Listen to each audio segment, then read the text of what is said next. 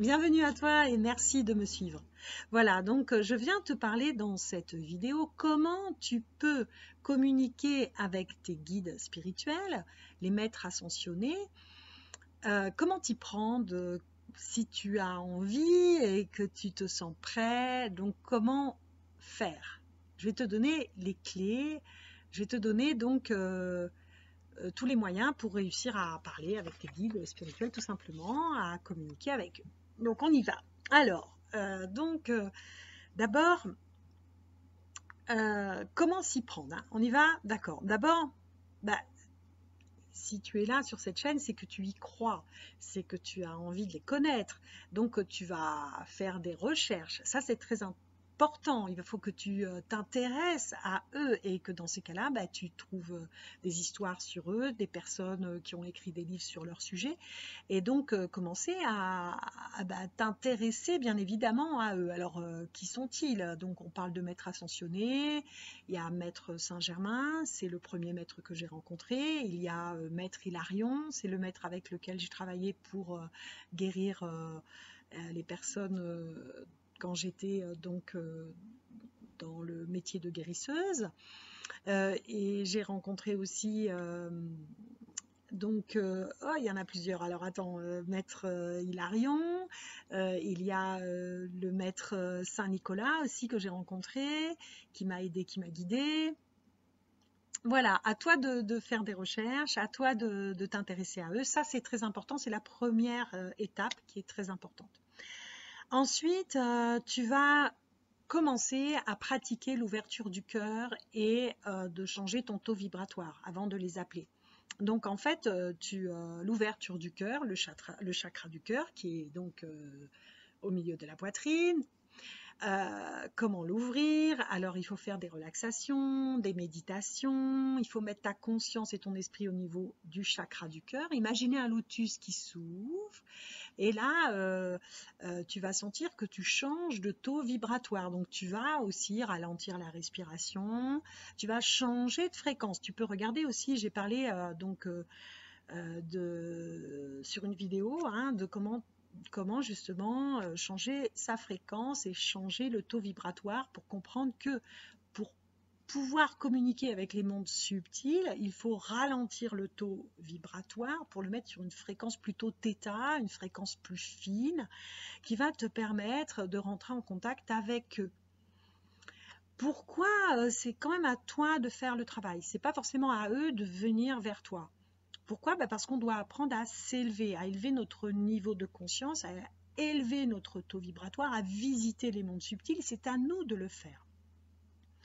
Alors évidemment, le guide pourrait apparaître devant toi, il le fera à un moment donné, mais quand toi, tu auras déjà fait un travail sur toi et que tu auras approfondi ta quête, voir que tu t'es engagé en quelque sorte à faire aussi un travail sur toi pour justement affiner ton taux vibratoire, alors à ce moment-là, oui, il va faire des petites apparitions, des petites surprises pour toi, pour te montrer qu'il est vraiment là. Et puis, toi, c'est aussi en montant dans ton taux vibratoire que tu vas pouvoir accéder euh, à, euh, à des mondes subtils et à pouvoir voir tout simplement et entendre. Donc l'ouverture du cœur, d'accord, ça c'est la deuxième étape. On y va, relaxation, méditation guidée sur Internet, tu vas trouver tout ça pour ouvrir ton cœur. Ok, une fois que tu as ouvert ton cœur, que tu es paisible, que tu es branché, tu appelles ton guide et tu dis j'appelle mon guide hautement spirituel à l'intérieur de toi ou tout haut, tu peux le dire. Et puis tu choisis d'être simple. Pas besoin de faire des formules compliquées. D'ailleurs, le guide aime quand c'est simple aussi. Donc tu y vas, tu formules donc simplement ta demande et donc du style, tu dis j'appelle mon guide hautement spirituel. Quand tu fais ça aussi, tu vas voir que tu montes ton taux vibratoire aussi vers le chakra coronal. Et ça se passe à ce moment-là, c'est que tu montes vraiment ton taux vibratoire et que tu t'élèves vers eux avec ta pensée, que tu élèves ta pensée, tu élèves ton verbe, Tu le montes sur le mental supérieur, en fait, hein, une énergie supérieure. Et là, tu dis, avec ma toute puissante présence je suis, j'appelle mon guide hautement spirituel. Ou tu fais plus simple, on revient à la simplicité. J'appelle mon guide hautement spirituel. Et tu l'as, s'il te plaît. Et tu l'as, s'il te plaît. Là, tu te calmes et tu te mets en état de réceptivité. Donc, tu accueilles. Tu oublies ton mental. Quand tu entends des pensées qui cheminent ou peut-être aussi l'impression qu'on te parle déjà en direct, est-ce que c'est vraiment lui? Tu sais pas, tu n'en es pas sûr. Donc tu reviens toujours au niveau du cœur. Tu poses ton esprit, ta pensée dans le cœur et là tu t'oublies le mental. Tu calmes le mental. Entre deux phrases du mental, ton guide il va peut-être réussir à passer une énergie, un petit message, un petit mot, style je suis là, ou ressens-moi, ou tout simplement accueille. Et tu te dis, c'est peut-être lui, ça commence. Alors tu lui dis tout simplement, ben, je suis prête, je suis prêt à passer du temps avec toi. Est-ce que tu veux bien me guider? Est-ce que tu veux bien m'enseigner? Ben, le côté spirituel, ce que je ne sais pas, enfin ce que j'ai besoin de découvrir. Et est-ce que tu veux bien me guider dans ma vie? Est-ce que tu veux bien me guider pour que je puisse me réaliser donc dans cette vie et peut-être me guérir et peut-être aussi découvrir des moyens nouveaux pour moi, pour changer ma vie. Voilà, il faut que tu expliques aussi pourquoi tu veux rencontrer le guide. Il faut que tu lui dises. Il faut que tu sois un petit peu précis si tu veux et aussi que tu t'engages.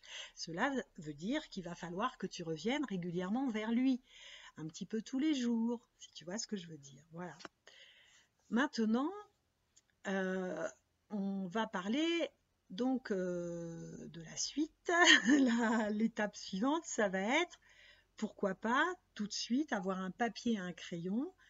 Et selon la question que tu vas poser une question bien précise. Donc au départ, je reviens sur, tu demandes qu'il te guide, d'accord, et après tu lui dis, voilà, j'ai une question précise. Donc là, tu y vas, tu dis, bah, par exemple, tu choisis un thème de ton histoire qui va pas très bien ou que tu comprends pas, que tu aimerais comprendre, et tu lui dis, bah, par rapport à ce sujet-là précis, est-ce que tu peux me guider, me conseiller?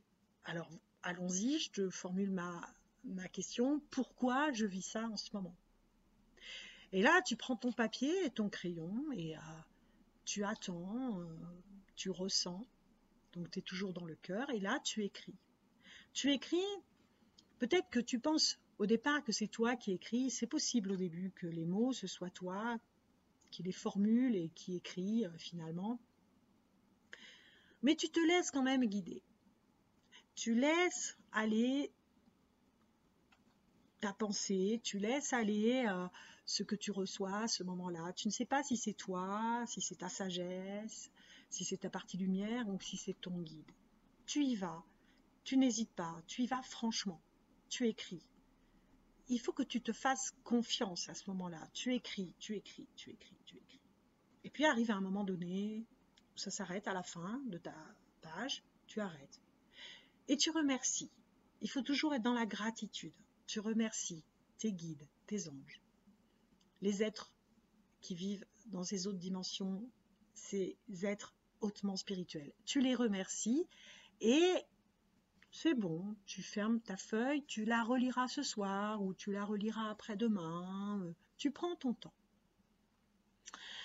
Et je t'assure que quand tu vas la lire, des fois tu lis même au bout de 7 jours, tu vas lire et tu vas dire mais non, mais c'est pas moi là qui a écrit ça. C'était bien le message de mon guide. Oh là là, c'est super. Ah, c'est génial. Et tu vas comprendre des choses et tu vas pouvoir te remettre en question. L'étape suivante, c'est quand tu vas continuer de vouloir communiquer avec lui, que tu vas l'appeler, quand il va arriver à ce moment-là et qu'il te semble que c'est lui qui te parle, il va falloir que tu restes dans une vibration douce, une vibration d'accueil, tranquille, parce que le guide, lui, c'est avec douceur, avec tranquillité qu'il va te parler au début. Et il va employer que peut-être 2 ou 3 mots pour te parler. Il ne va pas faire des longs discours. Pourquoi? Parce que, en fait, n'oublie pas, il y a ton ego. Ton ego, lui, il va d'abord peut-être vouloir prendre la place du guide. C'est possible, laisse-le faire. Mais tu sauras discerner à un moment donné quand c'est ton ego ou quand c'est ton guide. Pourquoi? Parce que ton guide va choisir des mots que tu n'as pas l'habitude d'employer. Et à ce moment-là, tu sauras que c'est lui. Ce sera un indicateur que c'est ton guide qui te parle à ce moment-là.